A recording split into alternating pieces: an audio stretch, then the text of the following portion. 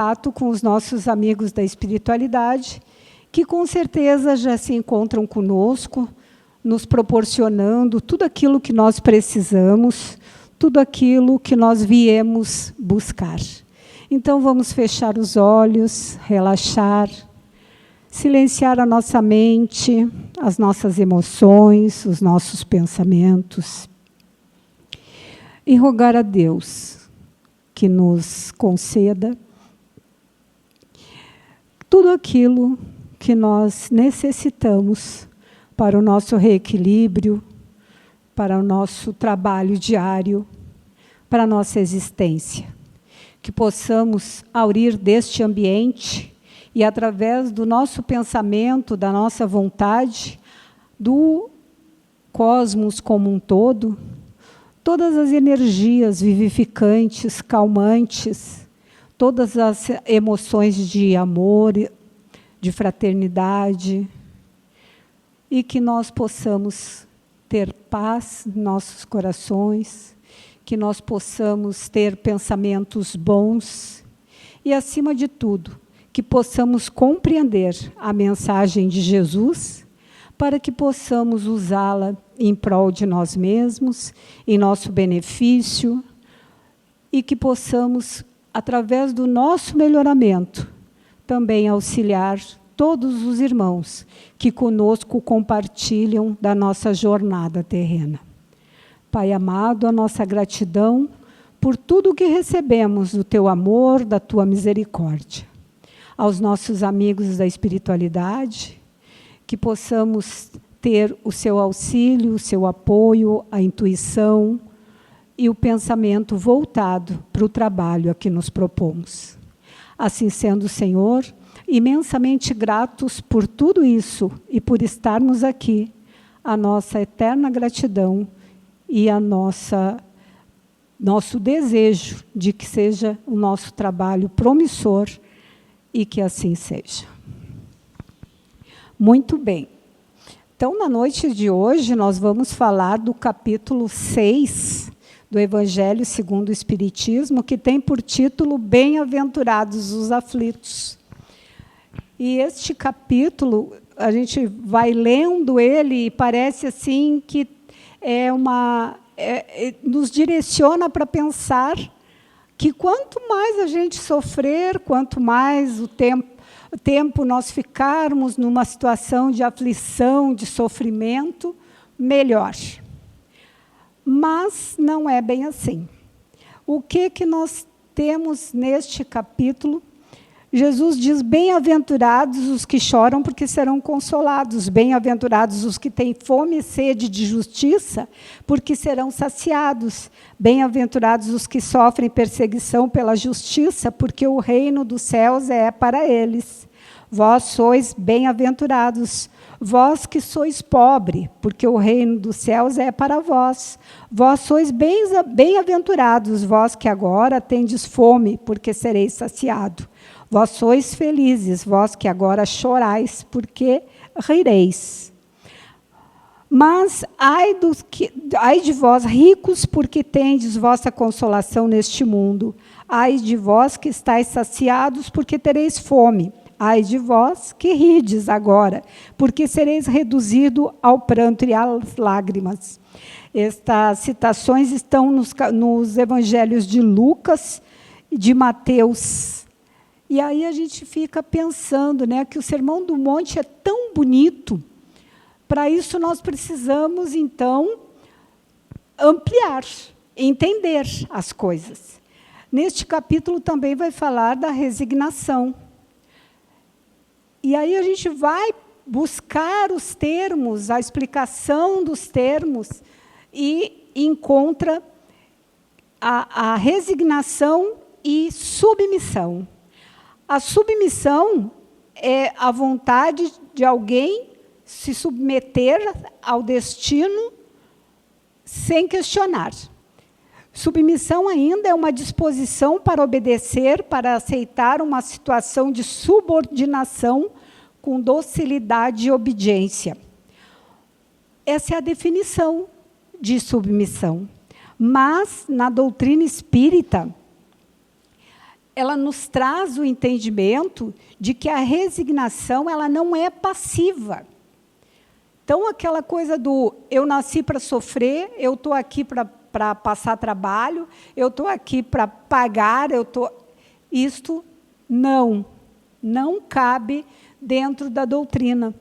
No Espiritismo, resignação é uma condição ativa, é atitude, fruto do entendimento da vida e dos seres. Entender o contexto em que nós nos encontramos, entender aqueles que conosco caminham, que muitas vezes a gente se rebela contra, e não entendendo que esse processo do outro é dele, é particular. Eu consigo influenciar, eu não consigo mudar, mas eu consigo influenciar. Então, eu tenho que entender para poder me submeter. Me submeter no sentido assim, de que cada um está no seu momento, na sua caminhada. Que as coisas todas têm um propósito. E também nos submeter ao próprio sofrimento pelos quais nós passamos na vida, compreendendo vários itens, várias coisas de estudo, de busca de entendimento dentro da doutrina espírita. Então, nós entendemos que este sofrimento de hoje, ele é merecido. Nós merecemos. Por quê? Porque Deus não gosta de mim, porque eu estou sendo castigada. Não. É merecido porque nós, na doutrina espírita, sabemos que nós somos espíritos imortais. E viemos num rol das reencarnações, fazendo o quê? Aprendendo. Nós viemos no rol das reencarnações fazendo um aprendizado, uma construção do ser espiritual que eu sou.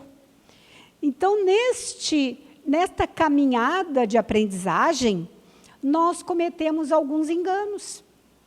E, cometendo alguns enganos, nós estamos submetidos às leis, submetidos às leis universais, que regem todos os seres.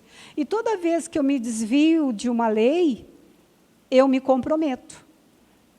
Não é só com o outro é um instrumento, mas eu me comprometo comigo mesmo e com Deus, porque eu me afastei das leis de Deus. Então, quando nós entendemos que somos imortais, que viemos aprendendo, que estamos aqui por uma causa, para um fim, que é exatamente o de reajustamento, nós nos resignamos, que é o que está aqui no Evangelho. Se nós entendermos o motivo do nosso sofrimento, nós vamos ser resignados. Mas não é resignado, de novo repetindo, não é resignado, não, eu errei, eu estou aqui para sofrer porque eu errei. Não, eu estou aqui nesta condição porque eu estou numa oportunidade e aí, então, eu vou me resignar a quê? A vontade de Deus. Deus que é soberanamente justo e bom.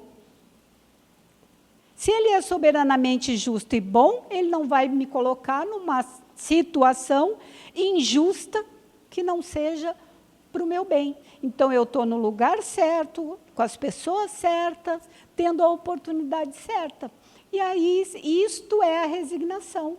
Ok, eu sei tudo isto. Então, eu vou trabalhar, como diz aqui no Evangelho, vou trabalhar para, daqui a algum tempo, eu não precisar mais corrigir nada, já ter feito o aprendizado. Raul Teixeira, que é um expositor espírita, ele traz 2 exemplos de submissão e de resignação. O primeiro exemplo, ele traz para uma personagem que diz assim, Senhor, faça-se em mim segundo a tua vontade. Quem é que disse isso? Ou, simplificando, Senhor, faça-se em mim a tua vontade. Sabem de alguém? Maria de Nazaré. Quando Maria de Nazaré recebe a notícia da sua gravidez, segundo os escritos bíblicos, né, ela se resigna, ela se submete a esta ordem de Deus e aceita receber Jesus. Será que ela compreendia a grandeza, a magnitude do que ela estava aceitando? Eu acho que não. Ela não tinha conscientemente, né? Ela não tinha conscientemente a dimensão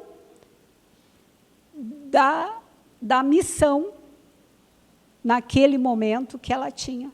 Mas, mesmo sem compreender naquele momento, conscientemente, porque ela, como todos nós, quando reencarna, passa pelo mesmo processo de esquecimento do passado. Então, lá no seu íntimo, ela sabia, mas conscientemente não. Então, ela aceita que se faça a vontade de Deus sem questionar. E passa por todo o processo, que todos nós conhecemos a história, e sempre confiando, nunca se rebelando. Então, este é um exemplo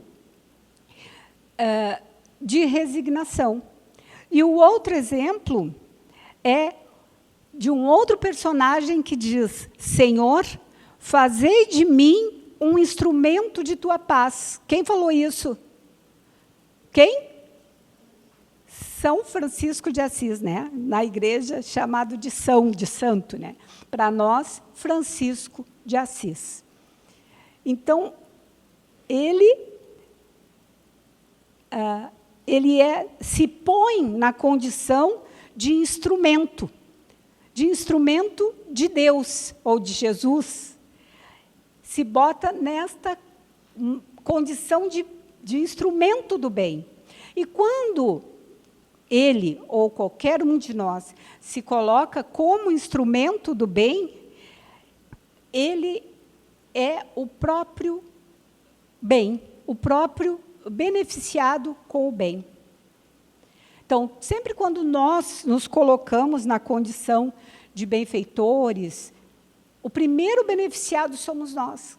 Quando nós praticamos a caridade, o primeiro beneficiado somos nós. Então, vejam, dois personagens, alguém vai dizer assim, sim, mas olha bem o exemplo que trouxeste. Maria de Nazaré e Francisco de Assis. São espíritos mais evoluídos? São. Mas passaram pelos mesmos lugares que nós passamos, que nós estamos passando. E no nosso cotidiano, na nossa vida diária, a aplicabilidade dessas lições é que nos importa. Essas questões são fundamentais nas nossas relações humanas para nós entendermos o que diz respeito à obediência e à resignação. E nós temos um problema com a obediência, porque nós somos meio rebeldes, né? Nós somos rebeldes, nós nos rebelamos. Ou por quê? Porque nós trazemos em nós que obediência é humilhação. Ser comandado, ser mandado, é humilhação. Nós temos isto em nós. Bem capaz que eu vou me submeter a fulano. Bem capaz que eu vou. Bem capaz. Não é assim? Mas não precisa nem alguém nos mandar. Nós somos tão rebeldes, isto é por impulso, por uma necessidade de desafio, de desacato, que a gente vê uma plaquinha assim, ó, não pise na grama. A gente olha e passa do lado da placa, mas não sai da grama. Porque isso é em nós, está em nós. Quando o filho, o pai diz, tu tem que me obedecer. O filho tem que obedecer ao pai. Ah, mas isso dá-lhe uma guerra. Por quê? Porque a família já está num momento de desarranjo, já está num momento mais tumultuado, e aí isto soa como uma afronta. E aí o filho não quer obedecer, porque ele não quer abaixar a cabeça. Sempre foi assim. E espero que, em determinado momento, nós possamos mudar. Mas, felizmente, nós temos os grandes mestres da humanidade que dizem que a obediência tem respaldo no discernimento da razão. Obedecer é estar de acordo com a razão.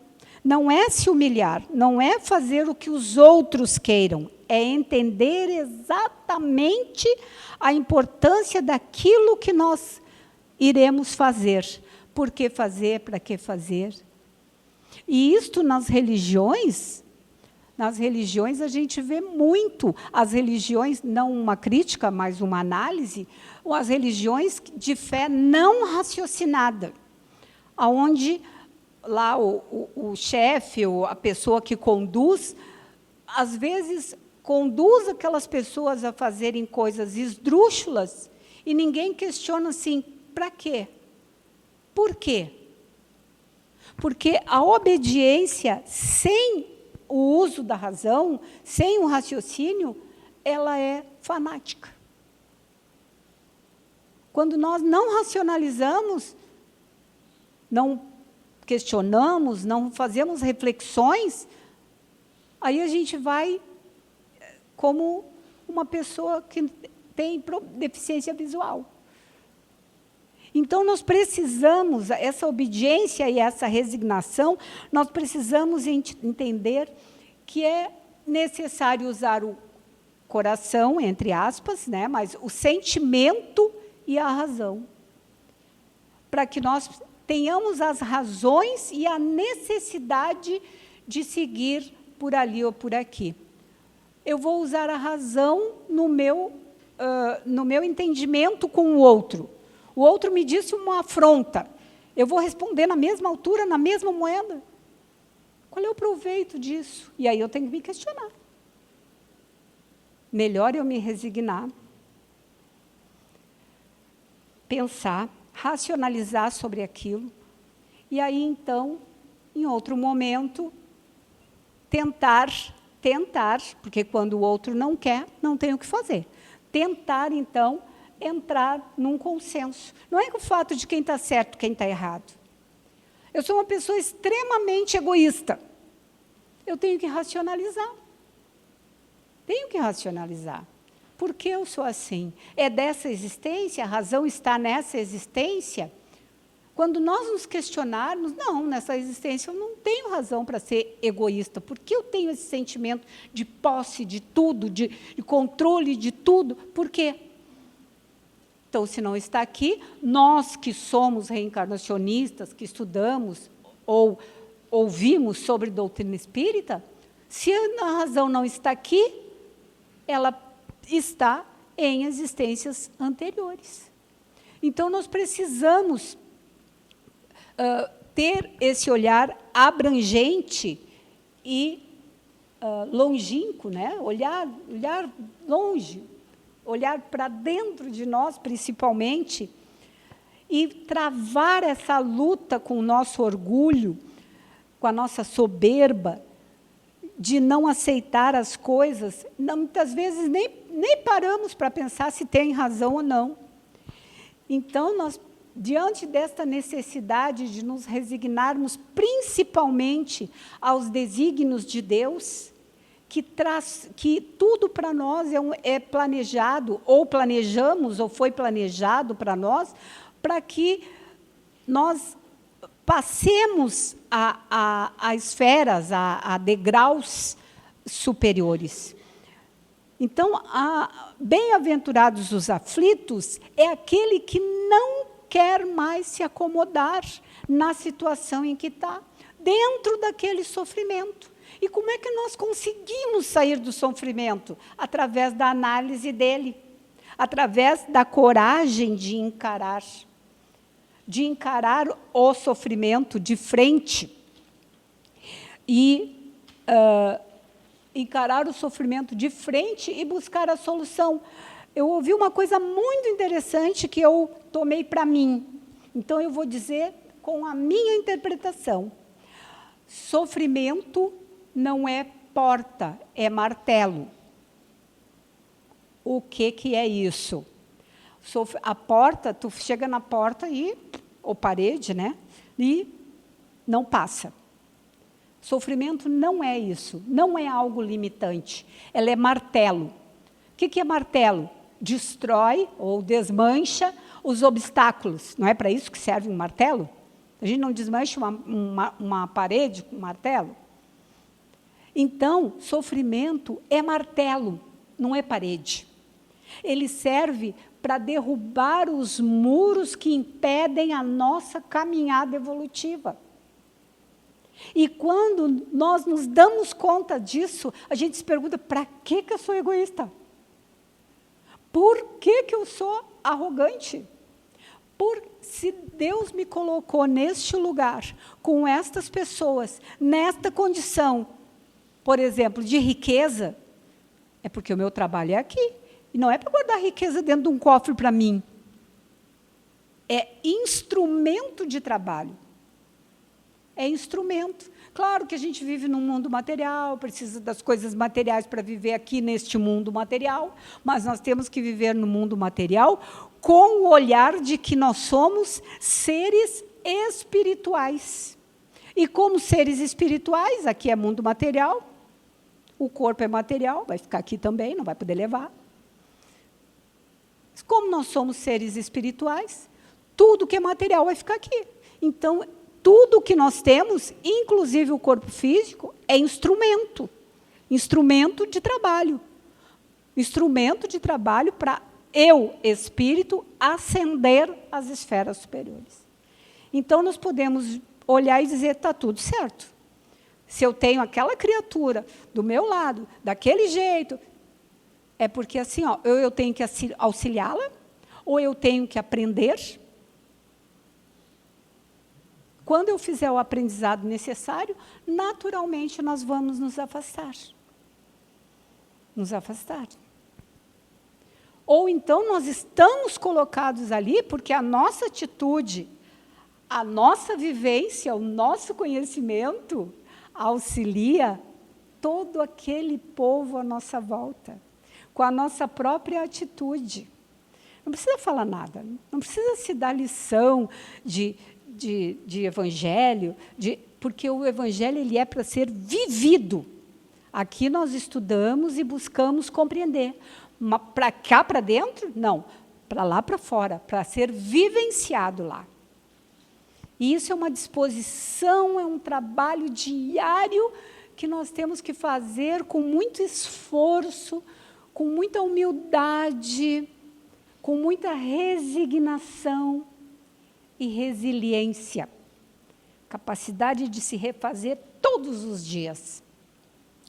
É isto que Deus espera de nós, é isto que Jesus vem nos trazer com o seu sermão do monte, isto e muito mais, né? Essa é só uma partezinha. Então, quando nós conseguimos colocar na vida prática estes ensinamentos, nós já estamos a caminho. Quanto tempo vai levar? Não sei. Ninguém sabe. Mas nós já estamos a caminho. E quanto mais nós melhoramos, mais rapidamente nós fazemos esta caminhada. Jesus fez, Maria de Nazaré fez, Francisco de Assis fez e tantos outros fizeram. E nós também faremos. Por quê? Porque é da lei evoluir. Agora, com mais sacrifício, com menos sacrifício, com mais sofrimento, com menos sofrimento, depende de cada um de nós. Então, nós vamos receber agora, com o nosso coração apaziguado, vamos receber os nossos irmãos que nos transmitirão o passe.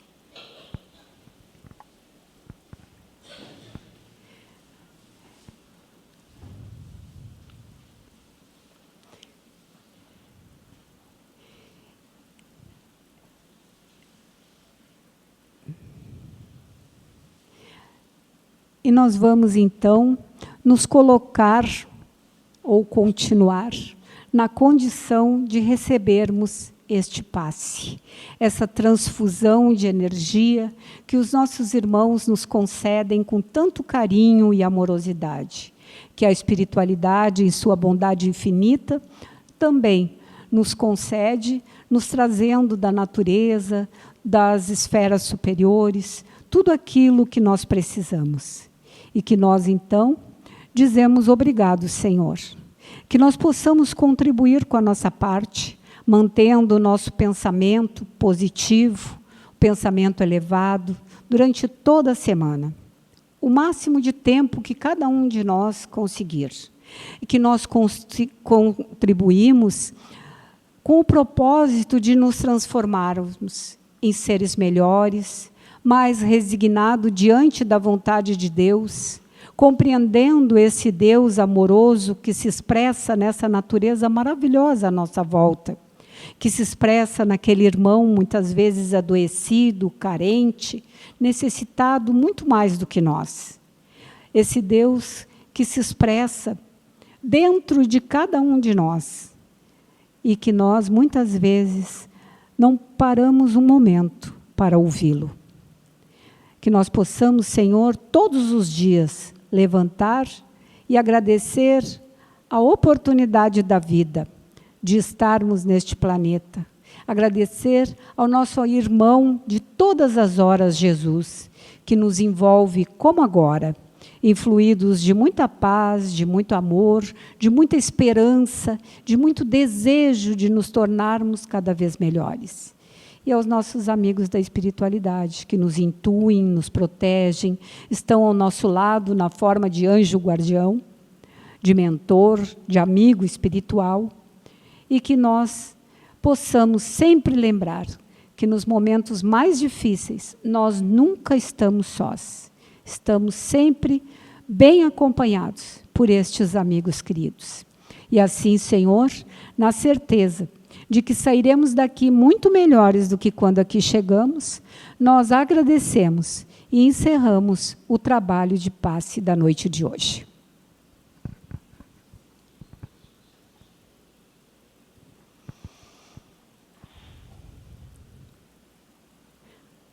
Muito obrigada, o passe foi aplicado, que todos voltem para casa com bastante segurança, com bastante alegria. Muito obrigada.